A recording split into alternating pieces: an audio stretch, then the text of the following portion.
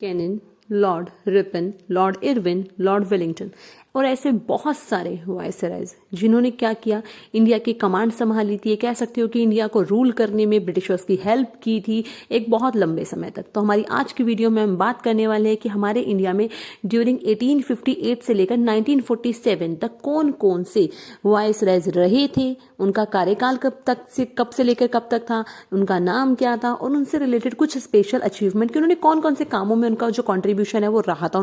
That means कि उनके tenure के टाइम पीरियड पे कौन कौन सी ऐसी जो एक्शंस हैं या फिर जो चीजें हैं वो हुई थी, तो उनके बारे में हम अपनी आज की वीडियो में बात करेंगे। सो बिगिनिंग फॉर विकुंज में आपका स्वागत है और शुरुआत करते हैं हमारी आज की वीडियो की, जिसका कि नाम क्या है, वायसरायज इन इंडिया। ठीक है, देखिए वायसरायज इन इंडिया के बारे में बताने से पहले मैं आपको कुछ एक चीजें बता देना चाहती हूँ कि जब ब्रिटिशर्स इंडिया में आए थे ना, तो दैट मीन्स की जो ब्रिटिश ईस्ट इंडिया कंपनी है उसका जो रूलिंग इंडिया में स्टार्ट हुई थी, तो उस टाइम पीरियड पे क्या है, रेगुलेटिंग एक्ट ऑफ 1773 के through governor general of Bengal का टाइटल सबसे पहले इसकी शुरुआत हुई थी। ठीक है, उसी के बेस पे क्या है, जो गवर्नर जनरल क्या है वो आते थे। ठीक है, और अलग अलग क्या है वो चेंज हुए थे। कौन कौन से आए थे वो अलग वीडियो में डिस्कस करेंगे।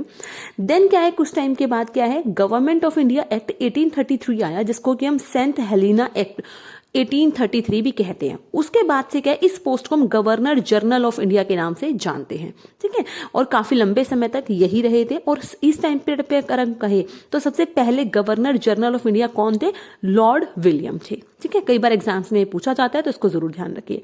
इसके बाद जब 1857 की क्रांति हुई थी या 1857 का विद्रोह हुआ था, जिसको कि हम फर्स्ट वॉर ऑफ इंडिपेंडेंस भी कहते हैं, उसके बाद से क्या हुआ, एक चेंज आया। दैट मीन्स की जो कंपनी का जो रूल था ना उसको खत्म कर दिया गया। That means British east India company का रूल खत्म हुआ और डायरेक्ट कंट्रोलिंग आई किसकी, ब्रिटिश ईस्ट इंडिया की। ठीक है, किसके साथ मिलकर, प्रिंसली जो स्टेट्स थे उनके साथ मिलकर डायरेक्ट जो ब्रिटिश क्राउन है उसने रूल करना शुरू कर दिया। ठीक है, और इसी के साथ क्या है, जो गवर्नमेंट ऑफ इंडिया एक्ट आया 1858, जिसके साथ क्या है, इंडिया में कौन अब अपॉइंट होने लगे, वायसरायज। ठीक है, और उसी के साथ क्या है, 1858 से लेकर 1947 तक इंडिया में बहुत सारे वायसरायज आए थे और उनका जो टाइम पीरियड है वो रहा था। कौन कौन से आए, कब कब आए, वो बात करेंगे। लेकिन कुछ टाइम के बाद गवर्नमेंट ऑफ इंडिया एक्ट आया 1935 और उसने पहले वाले जो सभी एक्ट थे उनको अबॉलिश कर दिया। ठीक है, तो आइए बात करते हैं कि अब आप समझ में आया कि जो वायसराय जो ये टाइटल है इसकी शुरुआत कब से हुई थी, 1858 से हुई थी। ठीक है, 1857 की जो रिवॉल्ट है उसके बाद से। तो अब बात कर लेते हैं, आपके सामने मैंने यहाँ पे क्या लिस्ट में मेंशन किया है उन सबके नाम, कौन कौन से वायसरायज आए, उनका टेन्योर क्या था, नाम क्या था। तो सबसे पहले से शुरुआत करते हैं कि सबसे पहले वायसरायज कौन आए थे हमारे इंडिया में, लॉर्ड कैनिन। ध्यान रखना, कई बार बहुत सारे एग्जाम से पूछता है कि पहले वायसराय कौन थे इंडिया के, तो कौन थे, लॉर्ड कैनिन थे। कब से लेकर कब तक, 1858 से लेकर 1862 तक इनका कार्यकाल रहा था। और इनके टाइम पे जो सबसे बड़ा काम हुआ था वो क्या था, एबॉलिश डॉक्ट्रिन ऑफ लैप्स। ठीक है, इन्होंने इस चीज को खत्म किया था। ओके, देन है लॉर्ड एल्गिन, जिनका की कार्यकाल 1862 से लेकर 1863 तक रहा था और इनके टाइम पीरियड पे वहां भी मूवमेंट हुआ था एक। क्लियर। इसके अलावा नेक्स्ट कौन आए थे, लॉर्ड लॉरेंस थे, जिनका की टाइम पीरियड क्या है, 1864 से लेकर 1869 तक ही रहे थे। और इनके टाइम पीरियड पर ही सबसे पहली बार एस्टेब्लिशमेंट ऑफ हाई कोर्ट हुआ था। कहाँ का, Calcutta and Madras high court का एस्टेब्लिशमेंट हुआ और एंग्लो भुट्टानिस वॉर भी हुई थी। ओके, देन उसके बाद क्या है, लॉर्ड मायो आए थे। देखिए लॉर्ड मायो बहुत इंपॉर्टेंट है। क्यों इंपॉर्टेंट है, मैं बताती हूँ आपको। 1869 से 1872 तक ये रहे थे इंडिया में। इन्हीं के टाइम पीरियड पे सबसे पहली बार फाइनेंशियल डिस्ट्रीब्यूशन हुआ था, किसके बीच में, सेंटर एंड स्टेट के बीच में ये इंट्रोड्यूस हुआ था। क्लियर है, तो फाइनेंशियल डिस्ट्रीब्यूशन की शुरुआत इन्हीं के टाइम पीरियड पे हुई। सबसे पहली बार सेंसस भी कब हुआ, 1872 में, इन्हीं के टाइम पीरियड पे हुआ। ठीक है ना, जनगणना की शुरुआत इन्हीं के टाइम पीरियड पे हुई। इसके अलावा इन्होंने एक मायो कॉलेज भी एस्टैब्लिश किया, किसके लिए, एलाइट्स के लिए।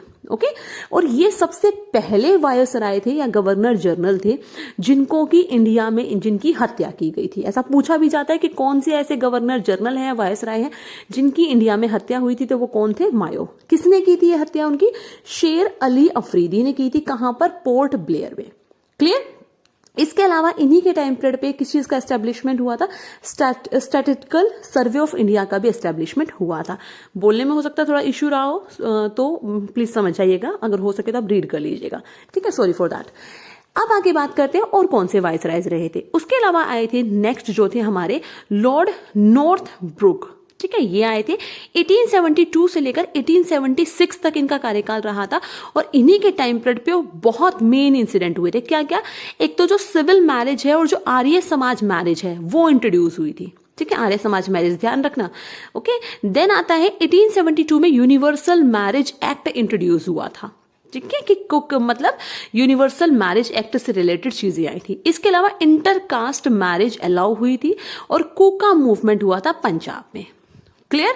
नेक्स्ट आते हैं हमारे लॉर्ड लिटन। ये बहुत इंपॉर्टेंट है। देखिए, लॉर्ड लिटन को तो ये समझ लीजिए अधिकतर एग्जाम के पॉइंट ऑफ व्यू से जरूर ध्यान रखना, इनके बारे में जरूर रीड आउट करना और मेरी बातों को ध्यान से सुनना, बहुत इंपॉर्टेंट है। तो कौन थे? लॉर्ड लिटन। 1876 से लेकर 1880 तक इनका कार्यकाल रहा था और इन्हीं के टाइम पीरियड पे वर्नेकुलर प्रेस एक्ट आया था 1878 में। बहुत इंपॉर्टेंट है वर्नेकुलर प्रेस एक्ट, 1878 में आया था। इसके अलावा आर्म्स एक्ट आया था 1878 में। नेक्स्ट है, इनका एक नेशनलिस्ट व्यू था। Due to high rate of taxation purchasing power had reduced. Government का व्यू क्या था? ड्रॉट इज नेचुरल फिनोमिना, इनका मानना था। Due to which people become poor, जिसकी वजह से क्या है, लोग गरीब हो जाते हैं, ऐसा इनका मानना था। ठीक है, इसके अलावा क्या है, इनको जो क्वीन ऑफ विक्टोरिया है उन्होंने क्या कहा था? द एम्प्रेस ऑफ इंडिया की उपाधि भी दी थी। क्लियर? इसके अलावा इन्होंने क्या है, अबॉलिश किया था टैक्स। किसके ऊपर से? कॉटन के ऊपर से टैक्स हटाया था। किसके लिए? ब्रिटिश ट्रेडर्स के लिए। और इसके अलावा इन्होंने क्या है, जो सिविल सर्विस है उसकी जो मैक्सिमम एज है उसको क्या कर दिया था, एक तरीके से टेकअप कर दिया था। दैट मीन्स कि उसको 21 से 19 कर दिया था। क्लियर? नेक्स्ट एक और चेंज एक और हमारे नेक्स्ट आते हैं वाइसराय, वो है लॉर्ड रिपन। लॉर्ड रिपन भी बहुत इंपॉर्टेंट है क्योंकि इनको एक फेमस टाइटल दिया गया है। ठीक है, और इंडिया में इनको याद रखा जाता है कुछ एक इनके मोस्ट इंपॉर्टेंट इनिशिएटिव के लिए। कौन कौन से हैं, बात करते हैं। लॉर्ड रिपन आए थे, कब से लेकर कब तक रहे थे? 1880 से लेकर 1884 तक लॉर्ड रिपन रहे थे। और इनको एक कहा जाता है कि most loved governor general, that means कि इनको सबसे दयालु भी कहा जाता है इंडिया के कंटेस्ट में। क्लियर? तो इसके अलावा क्या है, इन्होंने क्या किया था, रिपील्ड किया था किसको? जो आर्म्स एक्ट आया था, जो वर्निकुलर प्रेस एक्ट आया था ना, उनको। क्लियर? देन इसके अलावा इनको क्या है, फादर ऑफ सेल्फ गवर्नमेंट भी कहा जाता है। क्यों? क्योंकि इन्हीं के कार्यकाल में क्या है, local self government, that means panchayat और म्युनिसिपल बोर्ड्स का एस्टेब्लिशमेंट किया गया था, उनकी शुरुआत की गई थी। और इन्हीं के टाइम पीरियड पे क्या है, ये सब शुरू हुआ, तो इसीलिए इंडिया में इनको फादर ऑफ सेल्फ गवर्नमेंट भी कहा जाता है। इन्हीं के टाइम पीरियड में पंजाब यूनिवर्सिटी को ओपन किया गया था 1884 में और इलाहाबाद यूनिवर्सिटी भी खुली थी 1887 में। ओके, इसके अलावा इन्हीं के टाइम पीरियड पे एल्बर्ट बिल भी आया था, जिसमें कि क्या कहा गया था, इंडियन जज कैन नॉट ट्राई इंग्लिश जज। ओके, इन्हीं के टाइम पीरियड पे क्या हुआ था, अपॉइंटमेंट ऑफ हंटर कमीशन भी हुआ था। क्लियर?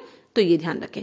देखिए, ये जितनी भी चीजें हैं ना, कि कौन किसके टाइम पीरियड पे क्या चीजें आई थी, इनसे रिलेटेड वीडियो भी मैं डिटेल में डालूंगी अपने चैनल पे। तो चैनल को सब्सक्राइब करना ना भूलें, जिससे कि आपको इन सब के बारे में पता भी लग पाए कि लाइक वर्निकुलर प्रेस एक्ट में क्या था, आर्म्स एक्ट में क्या था। तो इनकी भी डिटेल्ड वीडियो मैं जरूर डालूंगी, जिससे कि आपको और ज्यादा अच्छे तरीके से हमारे हिस्ट्री के बारे में, इन सारी चीजों के बारे में पता लग सके।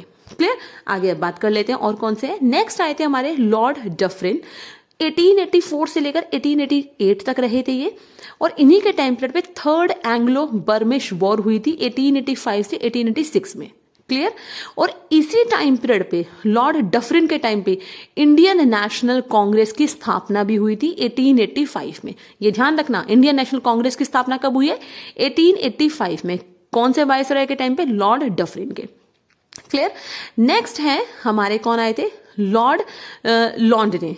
ठीक है ना, लॉन्डने 1888 से लेकर 1894 तक ये रहे थे। इन्हीं के टाइम पीरियड पे इंडियन काउंसिल एक्ट आया था 1892, जिसमें क्या है, इनडायरेक्ट जो इलेक्शन है उनको इंट्रोड्यूस किया गया था। इसके अलावा फैक्ट्री एक्ट आया था 1891 में, इन्हीं के टाइम पीरियड पे। नेक्स्ट है हमारे लॉर्ड एल्गिन सेकंड। देखिए, लॉर्ड एल्गिन पहले भी पढ़ा था हमने, बट लॉर्ड एल्गिन सेकंड है ये आए थे 1894 से लेकर 1899 तक इनका कार्यकाल रहा था। और इन्हीं के टाइम पीरियड पे क्या है, कहा जाता है कि ये फर्स्ट ब्रिटिश ऑफिसर हैं called the Rand was killed by Chapekar. That means दो ब्रदर्स थे, उन्होंने इनकी हत्या की थी, रामकृष्ण एंड दामोदर ने मिलकर। ठीक है, और इसको सबसे पहला पॉलिटिकल मर्डर भी कहा जाता है। क्लियर। नेक्स्ट है आप आए थे लॉर्ड कर्जन। लॉर्ड कर्जन भी बहुत इंपॉर्टेंट है, 1899 से लेकर 1905 तक के रहे थे और इन्हीं के कार्यकाल में पार्टीशन हुआ था बंगाल का, ठीक है। और इसी वजह से एक और चीज हुई थी, इंडियन यूनिवर्सिटी एक्ट भी आया था और इसके अलावा रैलिगा कमीशन भी, और इसके अलावा कर्जन किर्चगर कंट्रोवर्सी भी हुई थी। क्लियर। नेक्स्ट है हमारे लॉर्ड मिंटो सेकंड। कौन है? लॉर्ड मिंटो सेकंड, जो कि 1905 में आए थे और 1910 तक ही रहे थे, 1910 तक, 1910 तक। इन्हीं के टाइम पीरियड में मार्ले मिंटो रिफॉर्म्स हुए थे, मतलब मार्ले मिंटो रिफॉर्म्स आए थे, ठीक है ना। इसके अलावा नेक्स्ट है हमारे लॉर्ड हर्डिंग सेकंड हैं, जो कि 1910 से 1916 तक रहे थे और इन्हीं के टाइम पीरियड में मेसोपोटामियन कैंपेन हुआ था, ट्रांसफर किया गया था। ये ध्यान रखना, लॉर्ड हर्डिंग बहुत इंपॉर्टेंट है। किस पॉइंट ऑफ व्यू से? लॉर्ड हर्डिंग ही वो वायसराय है जिनको कि रास बिहारी बोस ने मारने की कोशिश, इनकी हत्या करने की साजिश रची थी, ठीक है ना। और इसी वजह से रास बिहारी बोस की लाइफ का ये बहुत बड़ा कंट्रोवर्शियल इशू भी रहा है, ठीक है ना। बट वो अपने मिशन में सक्सेस नहीं हो पाए थे कोइंसिडेंटली, और ये लॉर्ड हर्डिंग बच गए थे। उसके बाद उनके ऊपर केस भी चलाया गया था। रास बिहारी बोस से रिलेटेड वीडियो भी हमारे चैनल पे है, तो आप उनको भी देख सकते हैं। तो इन्हीं के टाइम पीरियड पे क्या है, जो कैपिटल है उसको कैलकाटा से दिल्ली शिफ्ट किया था और इसी सेरेमनी के टाइम पर ही इनको मारने की कोशिश की गई थी, जब ये जो कैपिटल है वो शिफ्ट की जा रही थी। इसके अलावा हिंदू महासभा का एस्टेब्लिशमेंट मदन मोहन मालवीय जी ने भी इन्हीं के टाइम पीरियड पर किया था। क्लियर। नेक्स्ट है लॉर्ड चैम्सफोर्ड, 1916 से लेकर 1921 तक ये रहे थे और इन्हीं के टाइम पीरियड पे होम रूल लीग मूवमेंट चला था। रॉलेट एक्ट आया था 1999 वाला, उसको पास किया गया था, जिसमें कि कहा था कि 2 साल कम से कम मिनिमम तक है किसी भी पॉलिटिकल प्रिजनर को उठाकर जेल में डाल सकते हैं, उनके ऊपर कोई कार्रवाई करने की जरूरत नहीं है, बिना कारण के आप उनको जेल में बंदी बना सकते हैं, जिसका कि विरोध गांधी जी ने किया था। इससे रिलेटेड वीडियोस भी हमारे चैनल पे है, तो आप उनको भी देख सकते हो, ठीक है। कुछ वीडियोज में पहले अपलोड कर चुकी हूँ कि वो क्या क्या चीजें उनमें कौन कौन सी थी, ठीक है। तो आप उनको देखेंगे तो आपको पता लग जाएगा कि उस टाइम पर ऐसा क्या हुआ था, इन एक्ट में क्या था। नेक्स्ट है मॉन्टेग्यू चैम्सफोर्ड रिफॉर्म्स भी पास हुआ था इसी टाइम पीरियड पे, इन्हीं के टाइम पीरियड पे। नेक्स्ट है हमारे जो वाइसराय हैं उनकी बात कर लेते हैं। नेक्स्ट आते हैं लॉर्ड रीडिंग, जो कि 1921 से 1926 तक रहे थे और इन्हीं के टाइम पीरियड पे जो स्वराज पार्टी है उसको फॉर्म किया गया था। स्वराज पार्टी का पता ही है, जिसने कि अपने लाहौर, जो पाकिस्तान लाहौर का जो कांग्रेस सेशन था, जिसमें सबसे पहले किसकी फुल इंडिपेंडेंस की डिमांड रखी थी, ठीक है ना। ओके, इन्हीं के टाइम पीरियड पे क्या है, चोरी चोरा इंसिडेंट हुआ था, जिसके बाद क्या है, गांधी जी ने नॉन कोऑपरेशन मूवमेंट को कॉल्ड ऑफ कर दिया था। चोरी चोरा 1922 में हुआ था यूपी के गोरखपुर में, ठीक है, जिसके बाद क्या है, गांधी जी ने नॉन कोऑपरेशन मूवमेंट को रोक दिया था। क्लियर। नेक्स्ट है लॉर्ड इरविन है, जिनका की कार्यकाल 1926 से 1931 तक रहा था और इन्हीं के टाइम पीरियड पे गांधी जी ने CDM, that means civil disobedience movement और दांडी मार्च की थी। क्लियर है। दांडी मार्च पता है ना, कहां से? साबरमती से लेकर दांडी तक की एक यात्रा की थी, जिसमें कि उन्होंने नमक कानून को तोड़ा था और इसी के साथ क्या है, सिविल डिसोबीडियंस मूवमेंट की शुरुआत हुई थी। इसके अलावा क्या है, इस टाइम पीरियड पे इनके टाइम पीरियड में फर्स्ट राउंड टेबल कॉन्फ्रेंस भी हुई थी, जिसमें कि कांग्रेस ने पार्टिसिपेट नहीं किया था।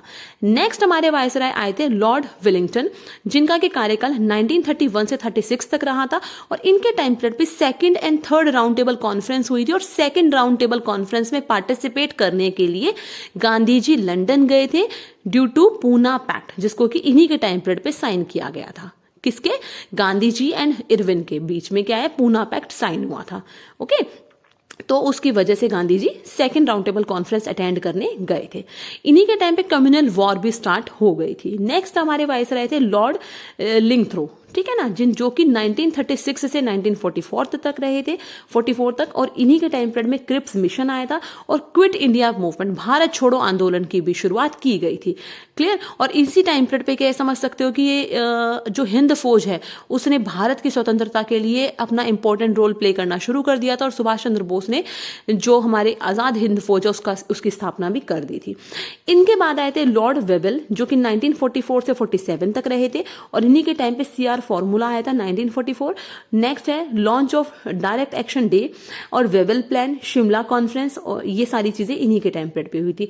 और लास्ट हमारे जो वाइसराय रहे थे वो कौन थे, लॉर्ड माउंटबेटन, जो कि 1947 से 48 तक रहे थे और इन्हीं के टाइम पीरियड पे जून 3 प्लान आया था और ये हमारे इंडिया के लास्ट वाइसराय थे और फर्स्ट गवर्नर जनरल भी है फ्री इंडिया के, ठीक है ना। इनको फर्स्ट गवर्नर जनरल भी ऑफ फ्री इंडिया कहा जाता है। इसी के साथ हमारी ये लिस्ट पूरी हो जाती है, जिसमें कि हमने सभी वाइसरायज के नाम, उनसे रिलेटेड कुछ स्पेशल अचीवमेंट का डिस्कशन किया है। अगर आपको वीडियो अच्छी लगी हो तो प्लीज वीडियो को लाइक करें, जितना ज्यादा हो सकता है शेयर करें और चैनल को सब्सक्राइब करना ना भूलें। हम आगे और भी क्या है जो आपके गवर्नर जनरल रहे हैं उनके बारे में भी बात करेंगे। सो वीडियो चैनल पर बने रहें और चैनल को सब्सक्राइब जरूर करें। So thanks for watching and good luck student.